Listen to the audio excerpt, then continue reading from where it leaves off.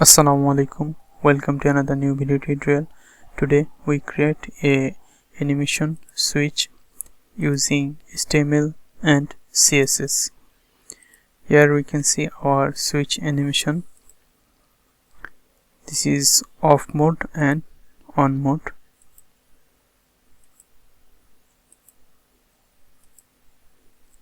This is clickable switch.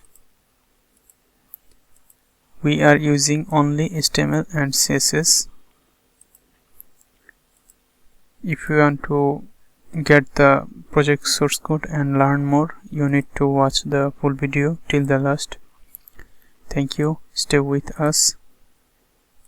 We are using Visual Studio Code as a code editor. If you want to run this project on live server, you may click Go Live to run live server. Let's start our coding. Please subscribe our channel and press the bell icon. If you want to share this video, please press like button and share the video. Let's start coding.